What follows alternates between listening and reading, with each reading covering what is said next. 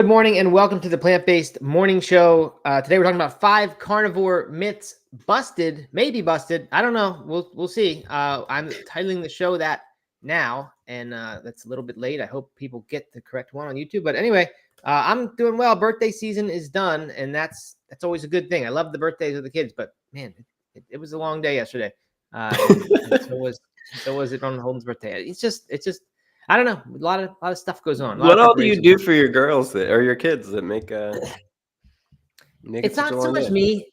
It's Erin, my wife. She really wants to do it up very nicely, and I love that she does that because the kids get this great experience every birthday, and she does almost all of the stuff, right? So I'm not complaining at all. Um, it's just a lot. All the presents, all the wrapping, dinner Mm-hmm. gets made, cake gets made. The dinner I made the Spanish stew thing that my daughter likes, but I did it all yesterday. Didn't make the chorizo the day ahead of time. Plant-based chorizo, of course. So it was just a long process of doing that, and the decorations of the house. I don't know. We went to the pool because that's what Ellery wanted to do yesterday for her day, so we did that, and it just ends up being a long thing. I don't know why it seems so much, but it is. Sounds like a Which great is a day, whole day. Matt. It's all Sounds day. like a really nice family day. It is nice. I don't dislike it. It's just a lot of energy goes into it, and you just feel Oh, tired yeah. at the end of it. I'm sure. Yeah. So anyway, it's done now, but good. And she had a great day, and we had a fun day. It was all very good. Food was good. Cake, Spanish stew, all delicious. Well, I am. How you doing? Feeling better? No, man. I mean, I am. I'm feeling like yesterday, which is way better than I was a couple Mm. days ago. This is killing me. I don't know why I'm not. I'm not better. It's been a week and a half now of dealing with this cold or something, and I don't know. Yeah, It's that's no fun. it's just endlessly frustrating. I haven't been working out. I did yard work yesterday, and that like totally wiped me out last night.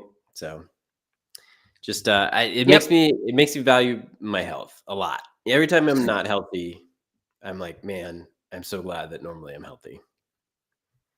that's right. Yeah, lingering illness is terrible. I've had a few of them in the past, couple years. And Hmm. it's just when you don't feel so terrible, but there's just Right. a damper on everything you try to do, and it goes on for weeks or months. That's terrible. No good. Yeah. Uh, I'm still dealing with a little bit of my thing too, just feeling a little bit of that. And maybe that's why I was tired out by yesterday. But Yeah. anyway, but not as bad as you. So I'm grateful for that. I saw a thing from Jason Fitzgerald the other day. I think he puts controversial things up. He used to be called Strength. I think he's still Strength Running. Running coach, friend of ours, did some partnership stuff with him. But anyway, he had a post up yesterday saying that, or it was a few days ago, saying that whenever he's running and he's in the really struggling through a long run or something, he thinks back to the times he was injured and how happy he is to be running and suffering while he's running compared to being injured and not able to run, which is a very frustrating thing. So perhaps when we're feeling stressed in our normal days and we're healthy, we should think back to how it feels to be sick and not able to be Well, having that's a what I'm saying. stressful It's day. like it makes me feel real grateful for. Yeah, I mean, exactly. it makes me feel grateful for the time when I'm healthy, not so much like gratitude that I'm still sick and suffering now. um, Yeah, but I don't know. It's like I don't know. It's just I have not run. I've run one time in the last week and a half, and that is getting to me, I think. yeah. Well, definitely it does to you runners. You gotta run. Yeah, I'm wearing a workout shirt today, as if I did a workout within the past yeah, I few noticed weeks or that. months, but I haven't. I'm just out of laundry, so You're just this is going what for I the put white on shirt, today. 2 day in a row, white For the tee. white look. Yeah, I do like a nice clean look. But Hmm. no, I got to get back to working out. I can feel myself getting skinnier. I can feel muscle just going away. Uh, Hmm. and I'm at the point where like now it's already hard to restart because I can feel I know how far behind I'll be when I get back in. Mm. And I just a few weeks ago spoke about how I was proud of that. I did a half workout one day when I was just, I Yeah. just didn't want to lose ground. I figured just do something. Uh-huh. But here I am. You get, I don't know, things get busy. Birthday season comes, and then now I'm I don't know. I'm in the hole. Got to get back out there. What do you bench, Matt? So I got up to 235 in college. That was my 1 rep max, my best. Mm. And I set the goal for myself at the beginning of this year, I think, get back to that. And I got to 220. No, end of last year, I got to 220. and then I peaked, and then I had a little bit of an issue. I was having those headaches while I was working out, and so I stopped. Anyway, so now I'm miles from that, but I was almost back to 2. I'd like to get to 225. That's 2 wheels on each side of the bar. That good solid weight. My weight and a half. So I'd like to get back to that, but right now 1 rep I couldn't do 200. I don't think. Do you do that at home? How do you not have a spotter on your rep max? I have I don't know too much about the safety of this, but my bench has like what are called safety bars, and so like luckily it's right at the chest height. So and I know from not being able to get it a few times that I can easily escape under there once if I can't lift one up. Okay. So that seems to be glad to hear that, man. I would hate for you to be out of commission because you got your throat crushed. Yeah, I mean, I'd be dead. Yeah, I mean, I've had that experience a very little bit when a spotter in a gym has to come rush you, but never on my own have I risked that sort of thing because I know better. It's a terrible feeling. Maybe, yeah, why you starting to maybe pay what we attention to need numbers? do, Matt, I'm certain that you can bench more than I can, but maybe what we need to do is a percentage increase competition. Something. That'd be good. Internal. Be motivating to get back into it. Yeah. All right, let's do that. Let's organize that. We'll each do a test effort, and we'll see who can increase by, 30% of that or whatever. Game on. I have a dog barking. Sorry about that. No problem. I'm all alone right now. We're getting lots of hellos. Mr. Jeffries here. Britters is here. Matt O'Connor, Carmen, Kelly K, QB75, Brandon Turner, Leslie Knight. Hello, everyone. Britters reminds us that it's day 3 of Cocodona. Yeah, Britters is into Cocodona. I saw yesterday she said she was addicted to that live stream. Which I mean, how riveting could that be when they're running for 250 miles? Is there any action that ever happens at any moment where you're like, oh man, big move happening right now? Or is it just they do a lot of they hang out at a lot of the aid stations and kind of interview people as they come in and stuff. It's interesting. Okay. I watched it for a little while yesterday. I had it on in the background. Jeff Browning is leading right now at mile 2:14, so he'll finish today. Then there's someone just a couple miles back from him, and then there's race for 3rd right now too, neck and neck. So is Jeff Browning a known ultra running name? Oh yeah, Bronco Billy, Bronco. Like the new Anton or the new? No, he's old. Jeff, I think, is over Killian? 50. Is Killian over 50 yet? Killian? No, he's in his. Is he still 30s, considered a young buck, or is he old? No, I mean he's seasoned now. He's not one of the young 20-somethings, but he's still the greatest. But no, Jeff Browning is well known in the 100-mile distance. He's older. I think he's over 50. He's good. Okay. And then Andrew Glaze, for all of those wondering, is let's see, where is he right now? I don't know. Where is Andrew? Maybe drop DNF. No shame in DNFing a 250-mile race, in my opinion. No, I think you're right about that. All right. There's an update, or that's it? No closure on Andrew Glaze. Here he is. He's at mile 142. So a little over 100 miles to go. He's got a ways to go. So it's a long, another long day and a half, at least 2 days, maybe. This is an insane amount of running. Yeah. 100 miler left, and you've done 150. Yeah. It's crazy. Well, good for them. So glad I'm not doing that. So glad I'm not one of those guys. But way to go. All right. What else? Reminder about Plantapalooza, right? Off to a banging start, Doug, I'm sure. Off to a banging start. So many people joining in, which means that the community is popping over on Facebook.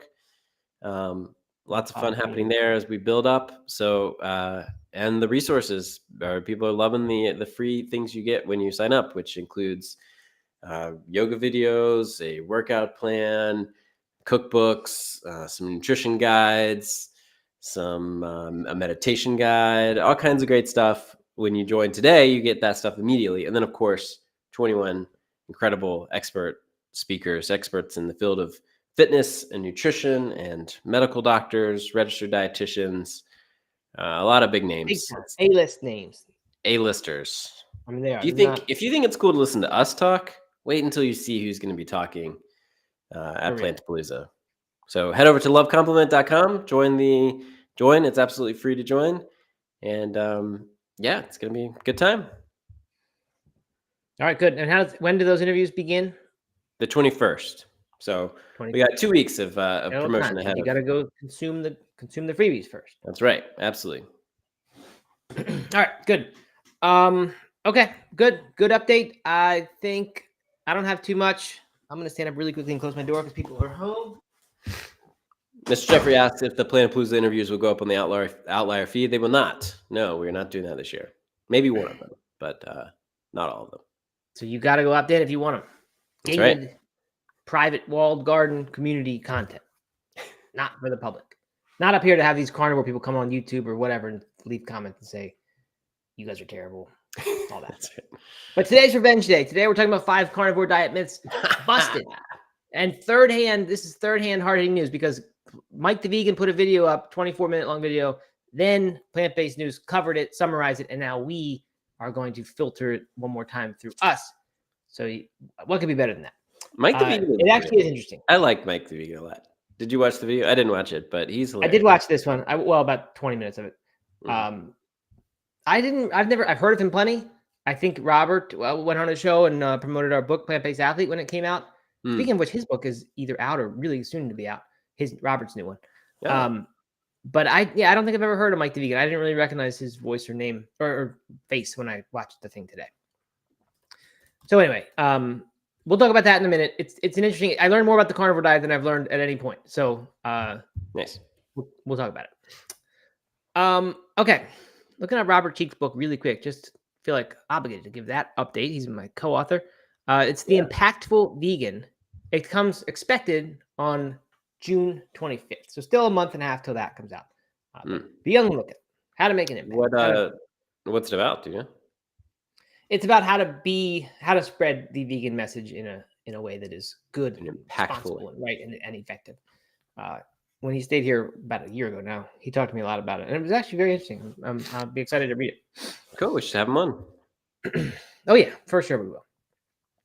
All right, let's jump into weather report. Not a whole lot today, but then we'll get into the Mike the Vegan 5 myths to be busted in just a minute. All right, the news is that Daiya, U.S. dairy-free brand Daiya, which most people will call Daiya, they've launched a new dry powdered mac and cheese mix in 3 flavors: white cheddar, cheddar, and aged cheddar. I saw this and I thought, wait a minute, this isn't news. I just had this like a month ago. You had the Velveeta version. Right. It wasn't the dry powdered. It was just the gel, the already made stuff. And it's interesting that we could be excited about a dry powdered version. Like that sounds like a step down, but based on how that diet thing was that I ate, I think only any direction you could go is up because it was not very good. And the original, the Kraft mac and cheese that everyone knows and loves, the blue box, that was powder, right? Yeah. Yeah. Yeah, this actually sounds like a step up to me because I'm really not a fan of that that gelled version. But it's part of it's the noodles too, the gluten-free noodles. Do you know? Yeah, they do gluten-free. Is this one gluten-free too? Yeah, this is gluten-free pasta as well, and so was that. And I mean, I understand the gluten-free person sees that and loves it, and maybe there are a lot of gluten-free vegans because if you're one, maybe you're kind of likely to be the other because I don't know, walk in the same circles, or run in the same circles. But I don't know. It's just like you niche down so much, and like you already taken out some things that people consider good, and now you take out something else people consider good, and you're left with I don't know. It's hard to get excited about that. Anyway, once the pasta is cooked, you stir dairy-free milk and butter together in a saucepan. So you need to have those extra ingredients now on hand. I don't always have dairy-free butter on hand for sure. Oh, really? I guess we have Earth Balance often, but sometimes it's in the freezer and stuff, so it's just not that easy to get to. We always have. You usually have almond milk. Oh, do you? Mm-hmm. All right, and then they it's gonna be available $5 starting in May. That's this month in the U.S. in stores such as Walmart.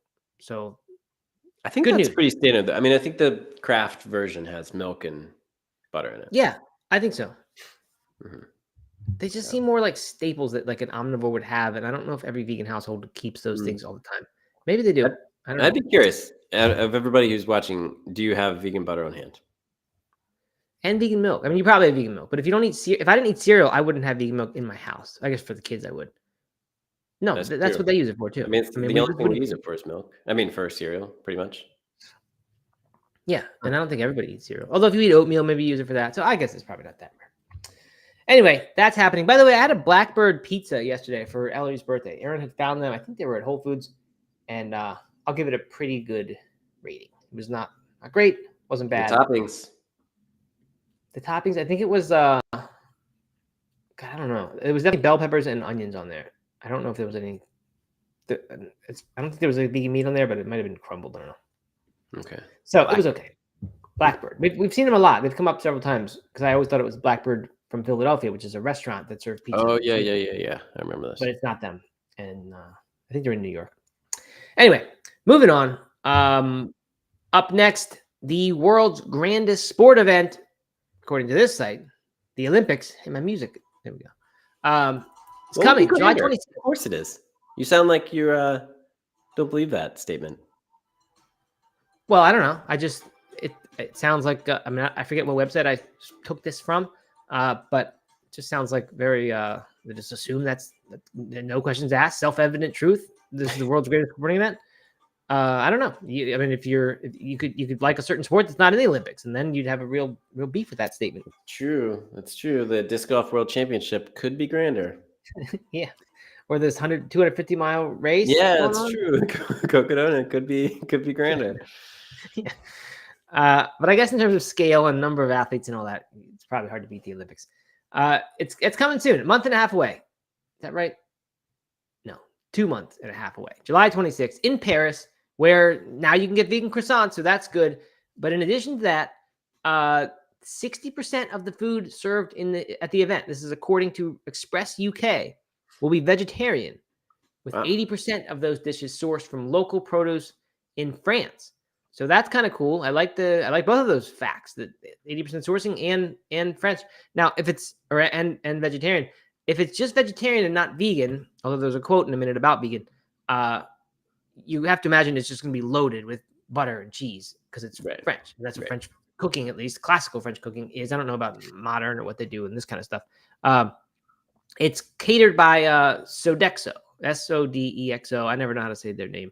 If it's Sodejo or Sodexo. I think of them as being U.S. based. Maybe they're not. But I think of them as being Mexico based, like Aztec thing with the X in there.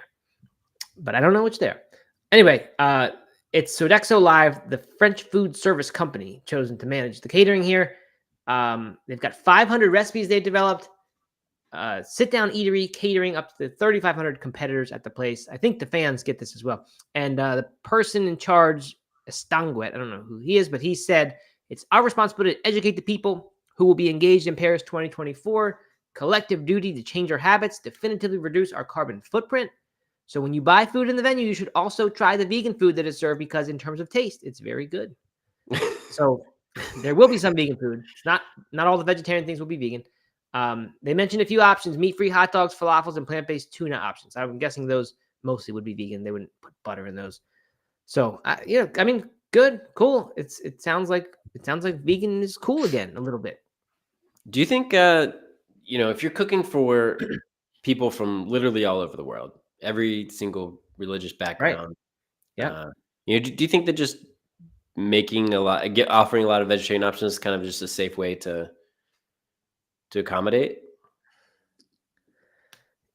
Yeah, that's a good point. Unless you get the people who are carnivore types who say, well, this food is inedible to me because it doesn't contain steak. But I mean, I'm not talking about dietary preferences. I'm talking about just like people who, I don't know. I mean, you think about different rules around food in different religions and different cultures. Yeah, I think that's right. And I think, I don't know, you would imagine something like pasta or rice. These things are like universal foods that are just everywhere. Everyone has some form of them. So yeah, that's a good point. Maybe. Yeah. Well, it's cool. It's good. Yeah, it is good. And more good news. I read this one. I couldn't believe this. When I typed in plant-based diet news today, as I always do to begin research. Actually, I do that after vegan news. This came up 4 times in a row. 4 straight things. First 4 listings were all papers, UK papers reporting this. And that is that a third of carnivores would consider switching to a vegan diet if restaurants offered more plant-based options. So I think they're not saying carnivores. They mean omnivores when they say this. The carnivore is now a thing, and we'll talk about that in just a minute. But people used to just use the terms interchangeably. What they mean here is omnivore. Okay. Anyway, 1/3 of those said they would switch if restaurants offered more plant-based options. They surveyed 1,000 non-vegans. 78% already opt for meat-free days, averaging 2 per week. This is hard for me to believe. I just don't, it doesn't compute to me that would happen. 30% of them are acknowledging the environmental benefits of eliminating the animal products. Half believe it's crucial for eateries to offer a broad range, encourage health for a lot of reasons. And here's the catch. This was commissioned by Viva as part of its 50 by 25 campaign, which urges restaurants to ensure half of their menu is vegan by the end of 2025. So massive potential bias in this survey results. I mean, of course, they're going to say as much, whatever it takes to get the restaurants to want to add vegan food. And so not really that surprising that the headlining stat that came out of this is that people would go vegan if there was only more plant-based options in restaurants. The problem with, I'm not saying that, I have no idea where these stats came from, but you got to wonder, was this like a survey on their website or on their social media or something like that, where people the only people who are viewing it are people who are open to a plant-based diet or vegetarian food? I hate it when CNN or Fox News says like, we polled our readers and they say this about, Trump or something like that. And you're like, well, yeah, I mean, like you've been feeding them that information for the last 24-hour news cycle. And now and often they only answer the poll, especially when you see the poll question ahead of time, and you only answer it if you have a strong opinion about the thing. I mean, it's not science at all. So that's the problem with this. I'm surprised actually that it got on 4 different newspapers or 4 things in the listings. But if it's true, I mean, heck yeah, that's awesome. If it's true, you think 78% of people average two meatless days per week? No, I don't think that. And I also don't think a third would switch to a vegan diet. See, vegan diet, it would switch to a vegan diet. Now, I could potentially believe that a third of people would choose, or at least self-report that they would choose more plant-based options if more plant-based options were available. Right. So this is self-reporting, right? We don't know about people, how many would actually make the switch if it was time. If the restaurants did add the meals and then people say, okay, go ahead and switch now. We'll see how many of those people actually would then stick by their word of maybe willing to switch. But the other problem is what you said, that I forget what it was, but yeah, it's just not, we're just not believing it. Okay, but here's the cool thing, I guess, is that this is making news, right? I mean, that people might believe that. Yeah. And and any sort of positive news and outlook on the plant-based diet right now is a huge win in my book. Yeah, exactly. That's why I was surprised to see this at all, and surprised to see papers reporting on it, because people just generally don't want to say nice things about vegan diets. So good. Glad they are, like you said.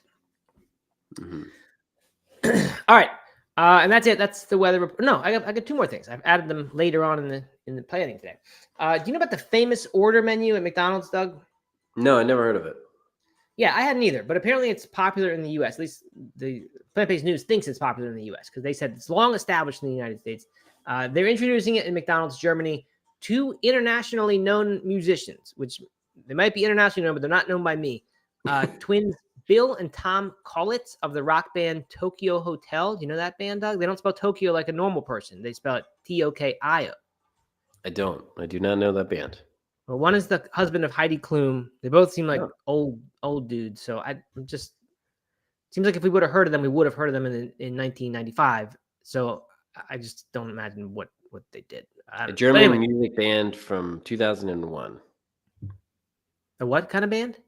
German, just a German music band. Oh, so they're German guys. Okay. All right. So they're crafting unique McPlant menus for a rollout. And this is the Beyond Meat McPlant Burger Patty and McPlant Nuggets. You can't get them in the U.S., but they'll be featured here. Travis Scott, Mariah Carey, and BTS have all had their own famous order selections in the USA. And now these twins are doing it in Germany. Bill has his is a McPlant Mango Chili. which doesn't really sound good at all to me. I mean, mango chili sounds pretty good, but with a like beef-like burger, I don't see how that works. But whatever. With curly fries and a vanilla milkshake, and he enjoys dipping his fries in the vanilla milkshake. He's one of those guys. Ooh. Cannot possibly. I mean, I can't relate anymore. This is an unrelatable person to me. I'm sure, Doug, you're now like his best friend. Yeah. I mean, I was doing that last night. You probably prefer tater tots to dip into the milkshake, though, I would guess, for ultimate taste. Yeah, that's true. I would probably put a spoon, get the vanilla milkshake, and then put the tater tot on top and have the perfect bite. Yeah. Have you ever dipped a potato tot in anything that's not meant to be a condiment? No, I don't think so. No. I don't think so. All right, good. But I'm not saying I'm above it. That's for sure. Right. Yeah. Okay, Meaty Foods, more news. They're expanding into 2,000 more retail locations. I like this. That means 6,000 locations total. I still like Meaty. They do the mycelium, the mushroom root fiber protein stuff.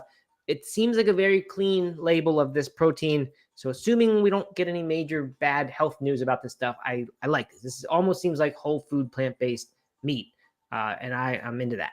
So they're significantly increasing their presence in Kroger family stores as well as other retailers where they already are: Super Target, Sprouts, Whole Foods, and Major or something like that.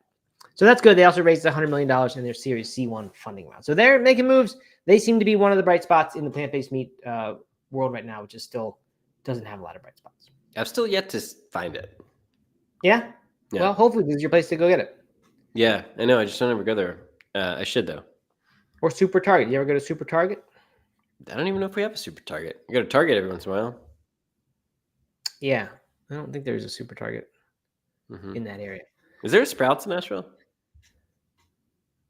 In Asheville? No, I don't think there is. Yeah, I don't think so either, yeah. Maybe Earth Fair would have it. Maybe. All right, and last up, Doug, you will be happy to hear that Tacotarian, the plant-based taqueria chain, they're launching a line of shelf-stable vegan taco fillings ready to heat and eat. And they say it's in response to a growing demand for sustainable plant-based foods. I didn't know there was a growing demand for that, but good. Hope there is. Glad somebody thinks so. They've got two of them, jackfruit barbacoa and jackfruit birria. What is that? Birria. Don't know. Is it like a brewery place? No, that's a cerveceria. Beef birria. I don't know. It's some sort of dish. Meat stew. It's a meat stew kind of thing. Okay. Anyway, they're making that, and I've never heard of this place before, but it won a Veg News Veggie Award for being best vegan taco place. They've sold 900,000 tacos to date. They're in Las Vegas, San Diego. I mean, that seems like a must visit to you, Doug. If you're going to be on a West Coast trip, you must do this. I guess not LA, which is where you were. But yeah, Tacotarian. You got good move for them. I mean, I kind of do this. Suddenly awareness is start calling myself a tacotarian. Right. You should. I mean, this is kind of good for a restaurant. Like, I don't know what a nightmare it is to get in retail and have stuff selling. But now if I was out there, I'd be like, well, I'm going to go to this place because now I know about this place. Right. And I wouldn't have otherwise known about that. And the retail, the news and whatever, gets on the people's radar. So that's okay, I guess. We recently bought like vegan ground beef from Trader Joe's that was in a bag like this. And it's like shelf stable thing. And you put a little water and heat it in a pan and it heats up apparently. I never actually ate it. We got it and it's like dried. Yeah. Yeah. Yeah. Yeah. We've tried that. And I actually didn't care for it very much. The version we got. Yeah. I can imagine it wouldn't be that good. That's why I haven't eaten it. All right. And last up for this, what turned out to be a long weather report, Chunk Foods, they're unveiling the largest plant-based meat slab. So that's good, I guess. I don't know if this is a Guinness World Record situation or highway roadside attraction or what, but they're unveiling it at the National Restaurant Association show in Chicago, and weighs over 3 pounds, which doesn't seem that big. I mean, I thought this was sounds really small. What's a meat slab? What, like a? I guess it's just one huge piece of plant-based meat. I mean, I don't know. Okay, All I mean, right. we could get this record, Doug, if we want. We could I know, I use feel some, like we could Beyond totally, Beef and then yeah, totally chase that record. just make a huge roll of Beyond Beef and then we could beat it. I probably ate more than 3 pounds of Beyond sausages a couple weeks ago. So. Yeah, you probably did. Anyway, I don't know. I mean, it wouldn't be my first move if in this climate where everyone is just so down on the plant-based meat stuff to say, well, we're going to make the world's largest. That'll show them. But that's what they're doing. So way to go, Chunk Foods. I've never had a Chunk Foods product. I would like to. I think they're the ones that got into a couple steakhouses. So there you go. All right, there's your weather report. Anything to check in on, Doug, with the comments? I have not been. No, Mr. Jeffrey says that the birria is a type of taco.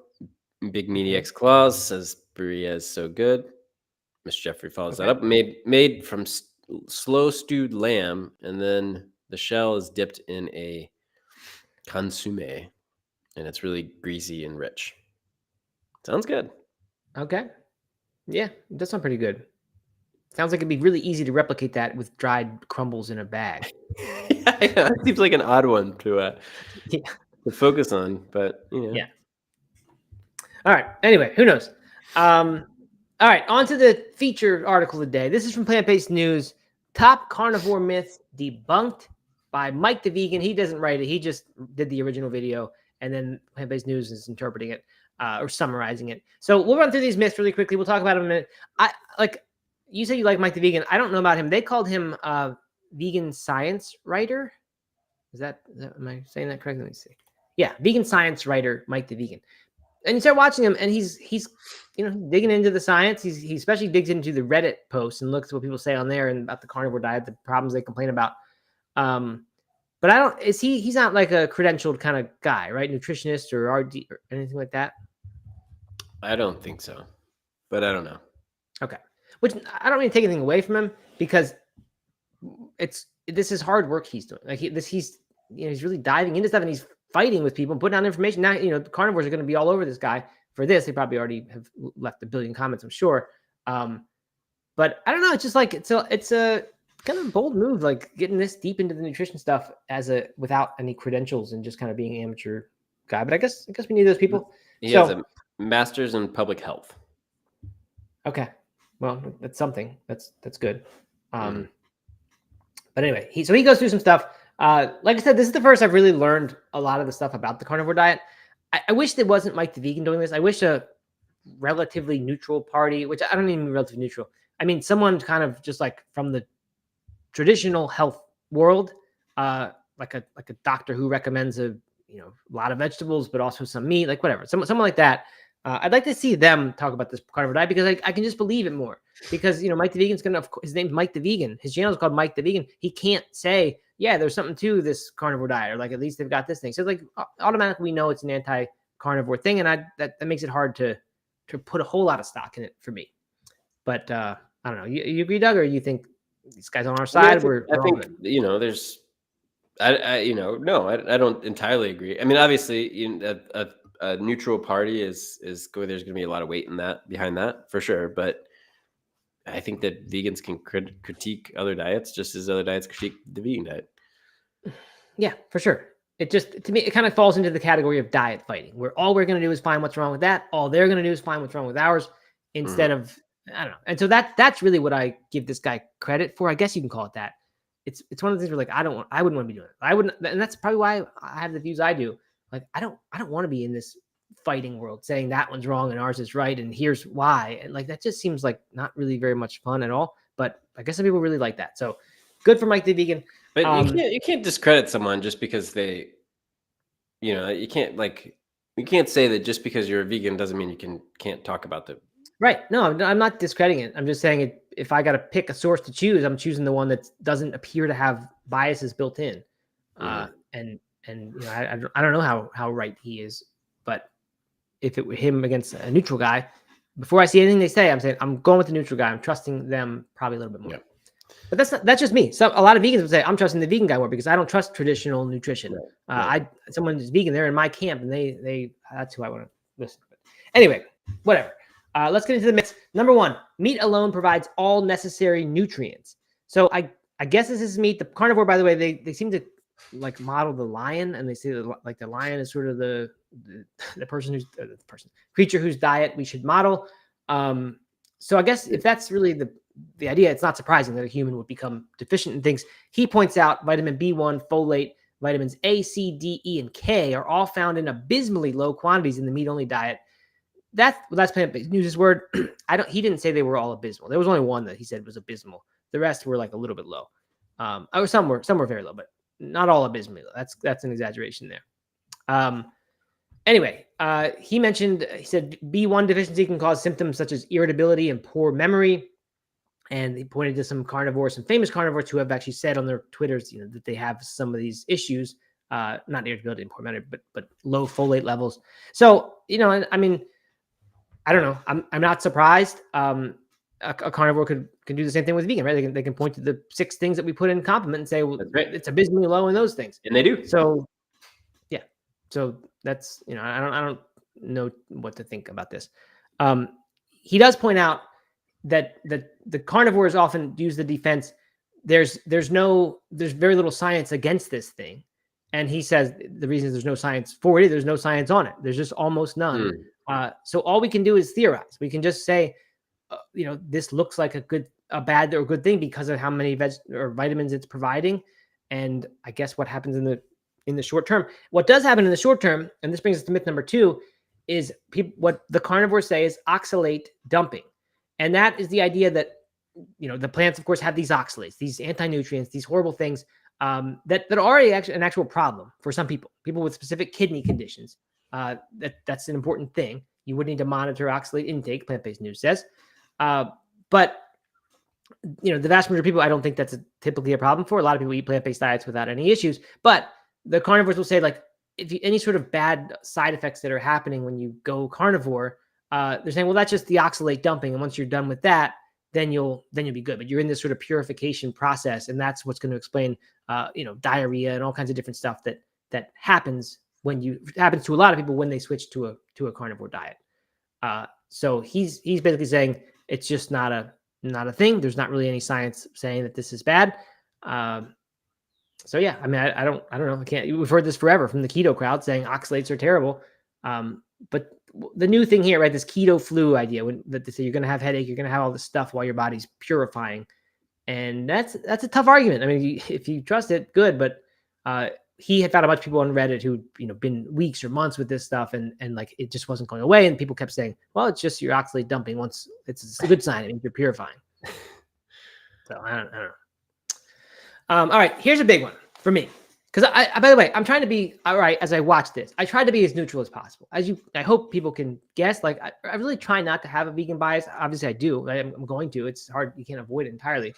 But I tried to listen, and I thought, okay, there's not science for or against this thing, so I can't make arguments this is bad for you, because I don't really know, right? I haven't seen the evidence that this is over the long term, this is bad for you. Just like you can't really say that over the long term, this is good for you. All you can do is base it on theory. We don't have empirical evidence. We can say, based on what this is, or based on the story of how we're meant to eat, this is good or bad. The argument that it's good breaks down with this one. The myth is that reliance on electrolyte supplements is normal.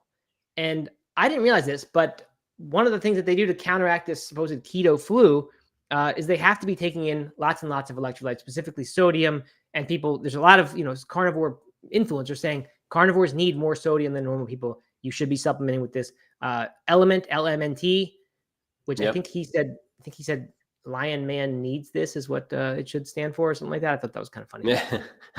But anyway, his whole thing is you don't see lions having to go around eating electrolyte supplements, right? This diet is natural for them. And the fact that they don't take these electrolyte supplements is good evidence that it works for them. But the fact that someone trying to replicate a human trying to replicate that diet, that they have to take electrolyte supplements in order to feel good, that I don't know, that's kind of, to me, a problem. And here's why it's different from vegan. Yes, vegans have to take B12 and other things in order to stay healthy, but we have a lot of that empirical evidence on our side, right? That's the huge difference.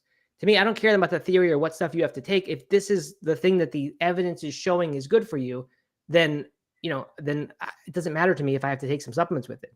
But now you've got a situation where this is breaking down the argument that this is that a carnivore diet is natural, because you have to take something, you have to take a supplement, something else that you're not going to find in great quantities in nature. You have to take that. I don't know. Then like you'd say, okay, well, yes, you do, but the empirics, the evidence shows that this is good, but there is not that evidence right now, for good or bad.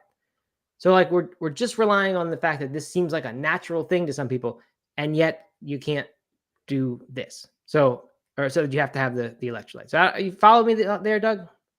Mostly. I mean, but I would say a lot of vegans say that, you know, it's natural to be vegan too, right? I mean, yeah, they do. I don't. I don't think it is. I mean, I think that's why we need to take supplements. Right. Same. I agree with you there. I do think that there are plenty of vegans that do make that argument. And yeah. Oh yeah. They're different. And so there we're no different than the carnivore diet. But I mean, but I mean, I firmly believe that pretty much everyone needs to take supplements, you know, no matter what your diet is, because you're probably lacking in some things, and depending on what your diet is, you take different supplements. So, like, to me, it's not a big deal that they would take an electrolyte supplement, I guess, except unless their argument, like you said, is that this is the natural thing to do. We shouldn't, you know, it's right. More natural than a plant-based diet, for example, or any other diet.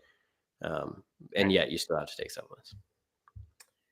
Yeah, right. So that is a potential weakness for me. Now, again, I feel like I'm compelled to say this. If the evidence comes out over time, if they somehow do start studying this, or if they already have, and these studies come in and they say that this thing turns out to be healthy over the long term for a lot of people, then it gets on equal footing with plant-based, right? Because then we'd have the same thing. We have something else that also requires supplements, and also over the long term looks healthy. But until that happens, I'm not buying this. I guess I buy a little more bulletproof argument that something is natural, even if there's no long term evidence for it. But this is a big you know, shortcoming there.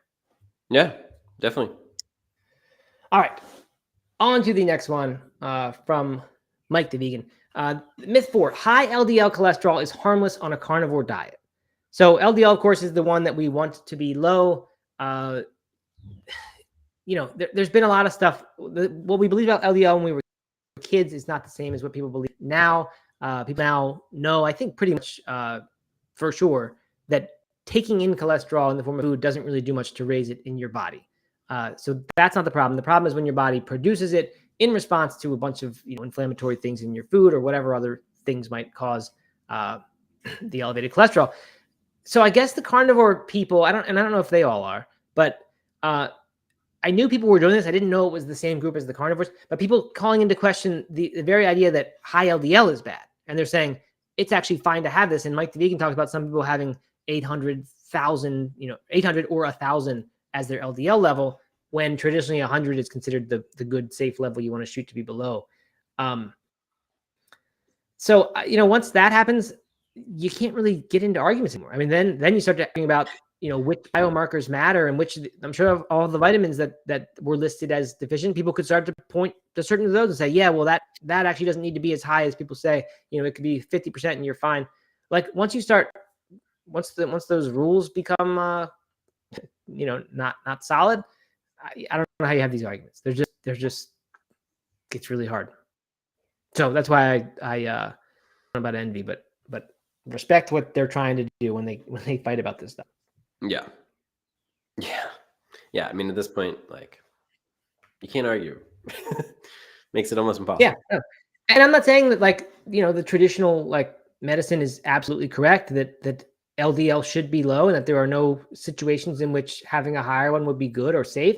I don't know enough to know that. Like, I just don't. So, like, what I would tend to do is default to what is the traditional recommendation. That is not to have very high LDL.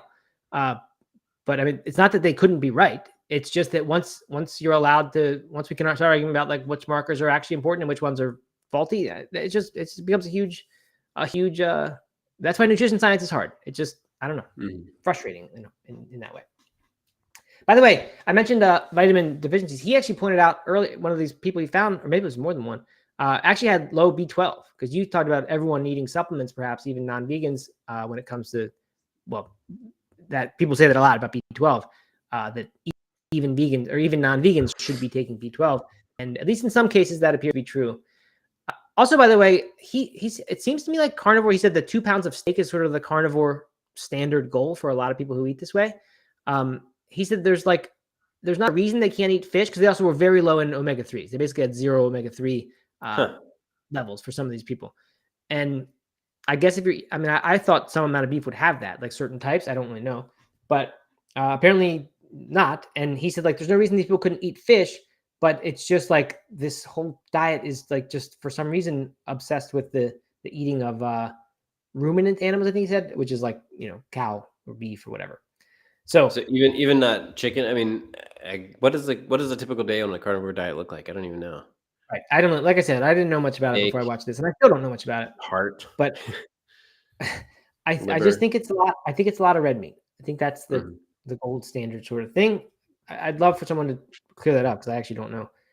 I don't know. But as I watch this, I realized, like, this is not just I said this a few months ago. Like, it used to be this like little goofy thing on social media that some people did, like Liver King did, or some others. Like, it's a huge thing now. Like, this is a diet now. There's all kinds of experts and expert influencers, and I'm sure people who are Paul Saladino, right, MD types. This is no longer just a little thing. There are a lot of people who think this is really healthy, and I don't know enough to say they are wrong. Like I said, I'm not going to say that until empirical evidence shows us that they are. But it would be scary for me to go off and do something that is so different. Now, I know people are going to say, well, vegan's so different, but it has a lot of that empirical evidence on its side, in my opinion.